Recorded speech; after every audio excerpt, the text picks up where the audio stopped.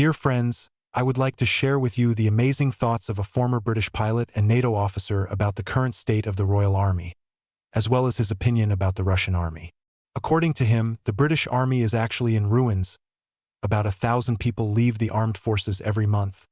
And, even more depressingly, none of the British are going to serve.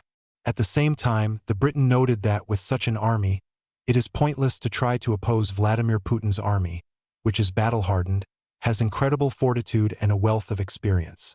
According to him, the Russian army is currently the strongest in the world, because no one has such combat experience as the Russians. Therefore, attempts to defeat Russia on the battlefield seem to be an extremely unsuccessful idea. And this is just the beginning. Well, friends, get ready to hear the curious arguments of a British officer. And, of course, I will share my thoughts on what is happening in Europe. So let's go.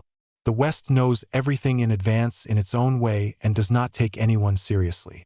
It is, and it seems it will be. It's the same story with Vladimir Putin. For 25 years now, the West has persistently underestimated the Russian leader. After all, it all started quite peacefully, with promises of friendship, partnership, and prosperity.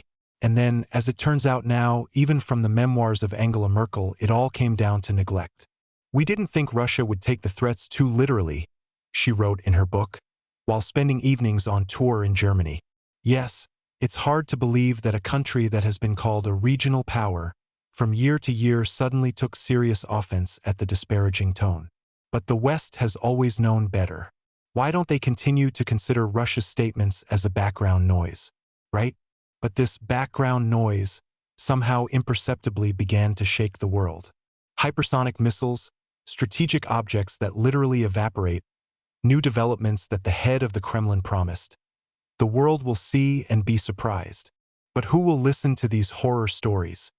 It's easier to put everything down to noise. And now, once again, the same people in the studios of the European media are discussing how Russia is brandishing a nuclear club. And of course there will be no real consequences. Of course it won't. Russia is just joking, isn't it? That's about what they thought at the time when they ignored the red lines in Moscow's relations with NATO. And today, these lines are not just erased. They are covered with the ashes of strategic facilities that have ceased to exist thanks to hypersonic technology. But it doesn't matter. After all, someone in Europe still believes that this is just a show of force. Nevertheless, there are analysts who are less optimistic. Scott Ritter, for example, says bluntly, if Russia decides to strike back, it will be devastating in a way the world has never seen before. Or Douglas McGregor, a former Pentagon advisor, cautiously notes, Russia is playing for the long haul. But, fortunately, these opinions are drowned out by the general chorus of experts who assure that Russia has already run out of everything: missiles, factories, and resources. But the Russian leader returns again and again with new surprises: hypersonic missiles. Another statement that this is just the beginning, and Russian designers are already preparing something that will rewrite all textbooks of military strategy. And yes, this is not an exaggeration. But why listen? This is just another horror story from the mouth of the dictator. John Sachs, for example, recalls, Russia never bluffs. If the West continues to believe that these are just words, then they are playing with fire. However, even these sober voices are lost in the general background, which claims that Russia is just a tiger made of paper. I wonder how long it will be possible to think this way when every new step in Moscow breaks the usual patterns. In the meantime, everything is going according to the scenario where the Kremlin is solely to blame. Yes, that's right. The use of long-range weapons? Of course. This is a provocation from Russia. How could it be otherwise? Strikes on strategic targets? After all, this is not a response to new supplies of Western weapons. No, Russia is simply obliged to endure, remain silent, and in no case act. After all, any response is an escalation, and Moscow is solely responsible for it. But if you think about it, who exactly is provoking this escalation? And is it worth seriously believing in the statements that Russia allegedly does not have the strength and resources to continue the struggle? Friends, I want to remind you that even in the most difficult period, The Russian industry unexpectedly demonstrates that the rumors about her death are greatly exaggerated. While the West is trying to figure out what is really going on, Russia seems to be preparing for the next stage of its survival game. The only question is, how unexpected will this game be for those who so stubbornly close their eyes to reality? In this regard, it is worth paying attention to the words of the Briton. It is extremely interesting. I'll introduce him to you first. Tim Davis is a retired officer of the Royal Air Force of Great Britain, who during his service became known as a highly qualified pilot and instructor who taught others, and also popularized aviation through his blog. Here is a quote from his speech. "The British Army is going through a crisis, and I warned about it back in 2011. At that time, I thought that about 300 people left the Army every month, but I was corrected by those who work in the Army's personnel departments. They said, 'No, Tim, it's not 300. It's about 1,000 people who leave the Army every month. It's just impossible to continue.' I talked about this back in 2011. If you visit my website and find the articles section, you'll see that I've written about management and leadership and how we promote people who don't have character. In 2011, when I was in the Royal Air Force, I saw a lot of these promotions, and I thought, these people are not leaders, no one will remember them. They have done nothing but tick the boxes on the way up. We all know such people in our work." Then I wrote, "We need leaders or managers." I said that we are making a huge mistake if we continue to promote people who are not inspiring or have character in this way. And now we see what it led to. The Ministry of Defense has decided to recruit people with attention deficit hyperactivity disorder and chronic fatigue to cope with the recruitment crisis. But this is not a solution to the problem. We must raise standards. The Army should say, "Do you want to be like us? Then come and join us." Look at the advertisement for the Royal Marines. She says that a person should be afraid of the unknown. This feeling is embedded deep in us as an instinct of self-preservation. However, the Ministry of Defense decided to take a different path, to cancel dozens of strict recruitment rules. This meant that hundreds of young people who wanted to serve were rejected every year. People were rejected for many reasons, including mental disorders, high blood pressure, and spinal problems. But that's not the way out. The Army must have strict requirements. We need to remember that recruiting the wrong people from the very beginning is detrimental. And what's going on? The good, talented ones leave second, and those who don't care remain. And if you don't take care of such a delicate and heavily loaded system like the British Army or the police, then all this will quickly begin to collapse from the inside. British media reports that the size of the British Army has reached a historic low over the past 200 years. In a few years, the number of recruits has dropped by 38%. These figures apply not only to the Army, but also to the Navy and the Air Force. Only 17% of military personnel trust their command. This is a catastrophically low indicator, which was formed under the leadership of General Mike Wixon. We all know what his management has led to, and now you think that the Russians are weak? Congratulations, you are another naive person who for some reason decided that everything that is happening is just a game. But if you think that way, it means you don't understand who you're dealing with at all. As a former NATO officer, I know, this is not the case at all. Russians are not the guys you just take and beat. They'll get up, wipe the blood off their lips, and start fighting again. And this, let's face it, is never an empty threat. In 2022, Russia really had serious problems. But it is at such moments that their power manifests itself. They can endure, they can fall, but damn it, they always get up, as if defeat doesn't exist for them. This is the power of the people, the spirit, and history. Napoleon thought he could conquer Russia, but he left in disgrace. Germany made the same mistake in the two world wars. And now, in 2025, Russia is facing the whole of NATO, and with your modern technology, do you think it will be an easy ride? Let's take a look at the facts. Russia is the only country that produces 10 times more shells than the entire NATO alliance. It's not just numbers, it's reality. We, NATO, were completely unprepared for this reality, bogged down in endless debates about Russia's moral degradation, trying to ridicule their economy. But the facts show the opposite. Their economy did not collapse, on the contrary, they found ways to compensate for the sanctions. When the Russians are defeated, they stand up again.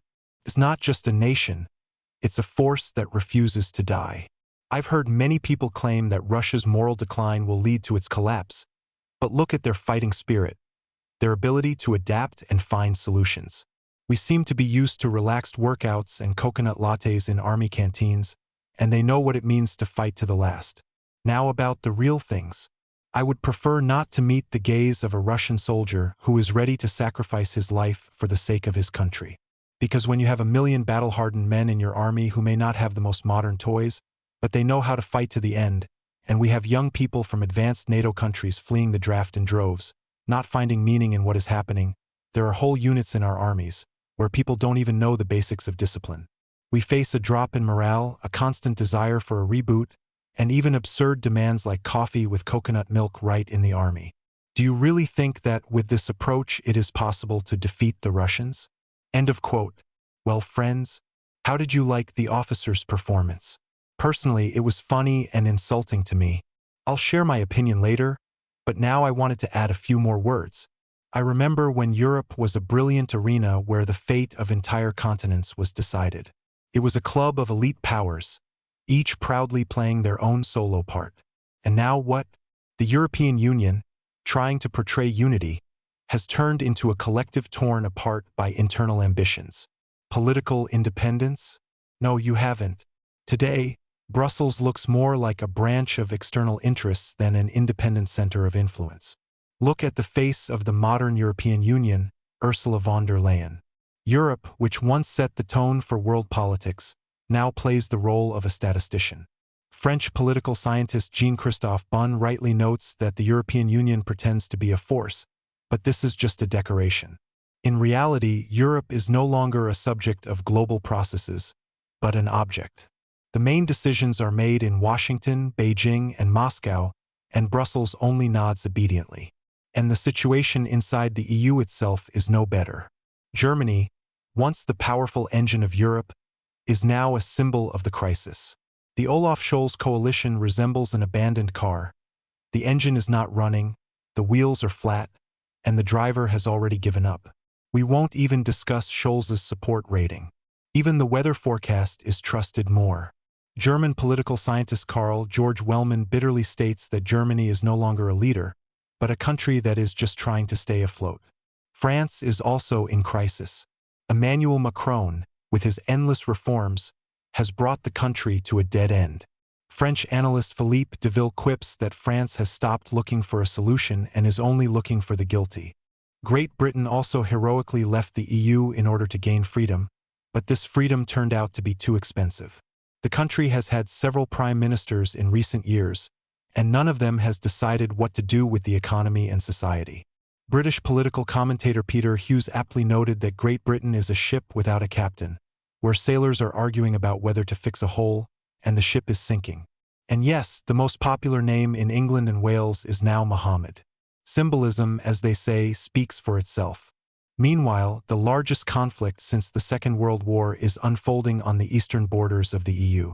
The European Union could have been a mediator, but preferred the role of a silent observer. Any attempts to talk about peace are met with fierce resistance. Prime Minister Viktor Orbán proposed a peace plan, but it was not heard. On the contrary, it became the target of attacks. Talking about peace is taboo in Europe today, Orbán sarcastically remarks. We live in an era of conflict, where negotiations have become a taboo topic, and the EU economy is a separate joke. By deciding to abandon Russian energy sources, Europe shot itself in the foot, and then reloaded. Industrial giants are closing down, energy prices are rising, and competition with China and the United States looks like a wooden ball versus a laser. British expert Jonathan Hale sarcastically notes that Europe has chosen the path of confrontation and is now wondering why it is losing competitiveness. But that's not all. The multiculturalism policy, so diligently promoted by the EU, is literally erasing the cultural face of the continent. Paris, Berlin, Stockholm are cities where indigenous populations are becoming rare. Swedish sociologist Martin noted, Europe today is a museum in which there is no longer a place for those who built it. Against this background, Russia, which Europe so diligently avoids noticing, is becoming a key player on the world stage. Vladimir Putin has done the impossible, strengthened ties with the global south, expanded the influence of the BRICS, and offered an alternative view of international politics. Russian economist Andrei Suzdaltsev emphasizes that Russia is showing the world that it is possible to live outside the dictates of the West. Europe, which has not yet learned how to lose, is only looking for the guilty. Theoretically, Europe could regain its former glory. To do this, we need to abandon external management, rebuild industry, review energy policy, and finally start thinking on our own. But as long as Brussels continues to live according to someone else's scenario, this path looks like a fantasy. Perhaps someday someone will write about the great renaissance of Europe, but it will obviously not be today. And now I will express my opinion, friends. First of all, I would like to express my deep gratitude to Tim Davis for his honesty and adequacy in assessing the current situation. His view from the outside, backed up by real-world experience, sounds especially valuable against the background of the general flow of boilerplate comments. Tim is not afraid to voice uncomfortable truths about the crisis in the British Army and how the system, in pursuit of compromises, undermines its own foundations. His reflections on leadership, on how important it is to promote really strong people, are a sober and necessary reminder for everyone. I can't help but note how his comments sometimes expose the funny, if not absurd, realities of our time. Young people are really amazing. Some are able to inspire with their thirst for change, ingenuity, and openness to new things, while others demand that coffee with coconut milk be served in army canteens. This, of course, makes you smile, but it also highlights how much the priorities and expectations of new generations are changing. Perhaps it is this gap in approaches that, to some extent, shapes new features of society, even if it is far from always successful. Thank you for your attention. Be sure to write your opinion in the comments and subscribe to the channel. See you.